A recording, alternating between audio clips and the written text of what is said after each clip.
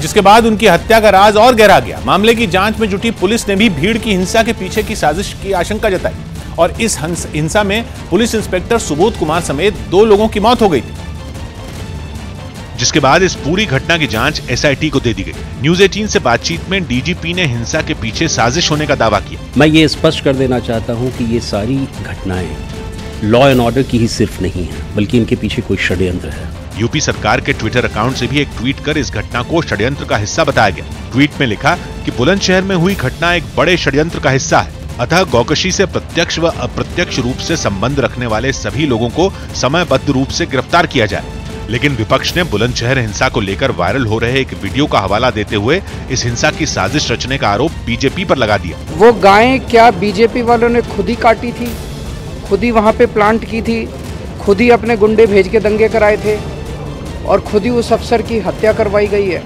हालांकि पुलिस ने जल्द से जल्द जांच के बाद इस पूरी घटना की साजिश रचने वालों को गिरफ्तार करने का भरोसा दिया। उत्तर प्रदेश के मुख्यमंत्री योगी आदित्यनाथ ने प्रदेश की कानून व्यवस्था पर बैठक करने के बाद गौवध गौवंश के अवैध व्यापार और गैर कानूनी रूप से चल रहे बूचड़खानों के खिलाफ सख्त कार्रवाई के आदेश दिए हैं। मुख्यमंत्री ने अपने आदेश में यह भी साफ कर दिया कि अगर गौवंश की रक्षा से जुड़े उनके आदेश के पालन में कोताही बरती गई तो इसका जिम्मेदार जिला अधिकारी और पुलिस अधीक्षक को बनाया जाएगा। यही नहीं, गौवंश की रक्षा के लिए दिए गए निर्देशों का पालन करने के लिए थानाध्यक्ष के स्तर पर जिम्मेदारी सौंपने का आदेश भी दिया गया और बूचड़खानों पर निगाह रखने को कहा गया। दिल्ली के कीर्तिनगर इलाके में लूटपाट कर भाग रहे 2 बाइक सवार बदमाशों को पुलिस के 2 जवानों ने बहादुरी दिखाते हुए पकड़ लिया। करीब 1 महीना पहले हुई इस घटना का सीसीटीवी वीडियो अब सामने आया है, जिसमें साफ दिखा कि लूटपाट कर भाग रहे बदमाशों को पकड़ने के लिए दिल्ली पुलिस के 2 जवानों ने सामने से बाइक सवार बदमाशों को अपनी बाइक से टक्कर मारकर गिरा दिया। टक्कर लगने के फौरन बाद भागने की कोशिश कर रहे दोनों बदमाशों को पुलिस के जवानों ने पकड़ लिया। हालांकि इस कार्रवाई में एक पुलिसकर्मी के पैर में गंभीर चोट लग गई थी, जो अब भी पूरी तरह से ठीक नहीं हुई। मैंने पीछे से उनकी बाइक के ऊपर छलांग लगा दी, जो दोनों वो बाइक समेत और मैं रोड पर गिर गए, जो मैंने पीछे वाले को पकड़ लिया। पुलिस ने पकड़े गए दोनों बदमाशों से पूछताछ के बाद इनके 2 साथियों को भी गिरफ्तार कर लिया था। दोनों पुलिसकर्मियों की बहादुरी की डीसीपी मोनिका भारद्वाज ने तारीफ की। जो रूटीन में हमारा एक रहता है रिवॉर्ड, एक अच्छा रिवॉर्ड आपको दिया जाएगा। इसके अलावा पीएचक्यू से भी इन लोग को शाबाशी देने के लिए कल बुलाया गया है। बताया जा रहा है कि पकड़े गए बदमाशों ने 50 से ज्यादा लूटपाट की वारदात कबूली है। इसके अलावा दिल्ली पुलिस ने एक बैंक लूट की वारदात को भी सुलझाने का दावा किया। वहीं कीर्तिनगर पुलिस स्टेशन में ही तैनात पुलिसकर्मियों ने मंगलवार को भी 2 और बदमाशों को दौड़कर पकड़ा। इस वारदात का भी एक सीसीटीवी वीडियो सामने आया, जिसमें लूटपाट कर भाग रहे बदमाशों का पुलिस वाले पीछा करते दिखाई दिए। जिस जगह ये वारदात हुई वहां काफी भीड़-भाड़ थी, लेकिन कोई कुछ समझ पाता इससे पहले ही पुलिस वालों ने भाग रहे बदमाशों का पीछा कर उन्हें पकड़ लिया। तरुण जो टुन्ना है वो उतर के भाग गया, उसके पीछे हमारे कांस्टेबल विनोद और सतीश भागे हैं। आगे जाके दौड़ के उन्होंने उसको पकड़ लिया है। पुलिस ने इनके बाकी साथियों को भी पकड़ने के साथ लूट का माल बरामद करने का दावा किया।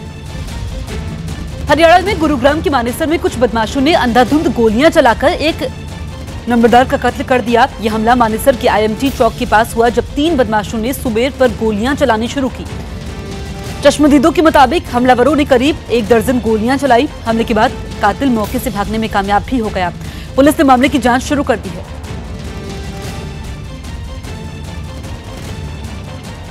राजस्थान के विधानसभा चुनाव में प्रचार का शोर थम गया। पिछले चुनाव में महज 21 सीटें जीतने वाली कांग्रेस के सामने राज्य में दोबारा सरकार बनाने की चुनौती है।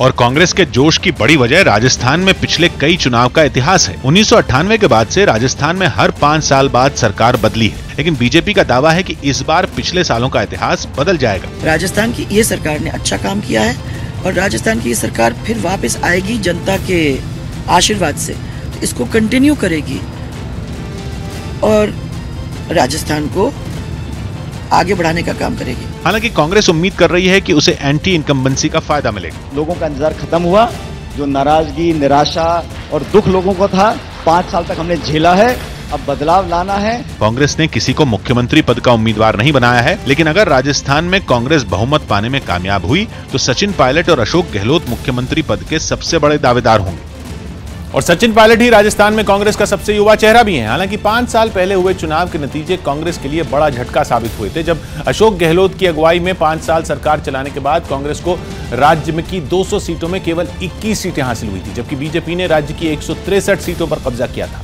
16 सीटें अन्य के खाते में गई थी, जबकि 2008 के विधानसभा चुनाव में बीजेपी ने केवल 78 सीटें जीती थी। कांग्रेस भी बहुमत के आंकड़े से दूर रह गई थी और 96 सीट पाने में कामयाब हुई थी, लेकिन अन्य के खाते में 26 सीटें गई थी। इन्हीं विधायकों के समर्थन से अशोक गहलोत ने राज्य में 5 साल सरकार चलाई। 2013 के चुनाव में मिली बंपर जीत के बाद 2014 के लोकसभा चुनाव में तो बीजेपी का ग्राफ और भी ऊपर चढ़ गया। राज्य की 200 में 180 सीटों पर बीजेपी ने बढ़त कायम की। नतीजा यह हुआ कि राज्य की सभी 25 लोकसभा सीटों पर बीजेपी ने जीत दर्ज की। तो वोट प्रतिशत के मामले में भी 2013 के विधानसभा चुनाव में बीजेपी को बड़ा फायदा हुआ। 45% से ज्यादा वोट बीजेपी को मिले। कांग्रेस केवल 33% वोट हासिल कर पाई और 22% वोट अन्य के खाते में गए, जबकि 2008 के चुनाव में कांग्रेस करीब 37% वोट पाने में कामयाब हुई थी। बीजेपी और कांग्रेस के बीच महज 1% के वोटों का अंतर था। बीजेपी को करीब 36% वोट मिले थे और 29% वोट अन्य को मिले थे।